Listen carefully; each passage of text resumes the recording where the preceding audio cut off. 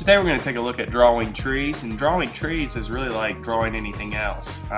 There's a couple things that I'm going to share with you. First of all, you want to draw the tree from the ground up. So you want to think about how a tree grows from the ground, and that's where I usually start my drawing. So I start with the trunk and work my way out.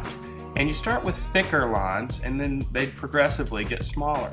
A common mistake I see people make when they're drawing trees is they make the branches not very organic. And what I mean by that is they don't let the lines kind of free flow out like a tree grows. So be free with your branches when you draw them. Let the branches just expand out and slowly get smaller, and let your line kind of wiggle around. I guess is the best way to say that. Another thing that's important is that you really need to think about the light side and the dark side of the tree. So you need to think about your light source.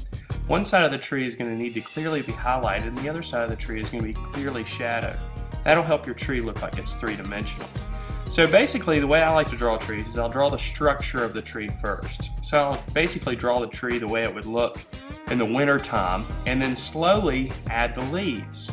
Now a lot of people also try to add each individual leaf and draw the shape, the outline for the leaf, and then maybe color it in.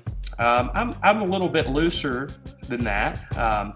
I just kind of draw a bunch of little textury lines, and they will translate as leaves, because leaves are really just texture on the tree.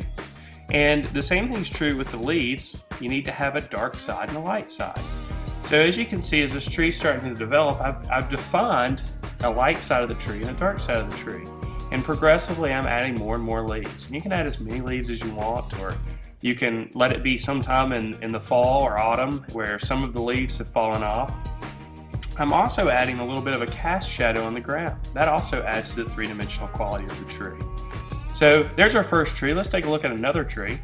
And in this case, I'm going backwards. I'm drawing the shape of the tree and then defining the trunk. So you kind of have to look at the shape of the tree and decide which way to approach it. Again, with this tree, I'm going to define the dark side and the light side of the tree, and I'm just going to create that shadow and that form by adding the value.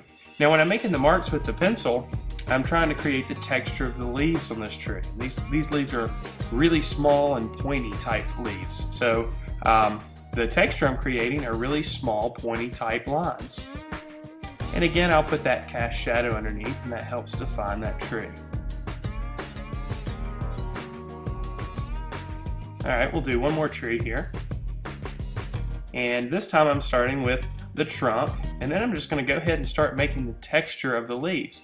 So all three of these trees are different approaches to drawing the tree. The first one I drew the trunk up and then drew the branches and then added the leaves. The second one I drew the shape of the tree, then added the trunk. And this third one, I started with the trunk, but now I'm drawing the leaves because this tree is going to have more leaves on it. So you're going to be able to see less of the branches. And again, it's all about defining the light side and the dark side.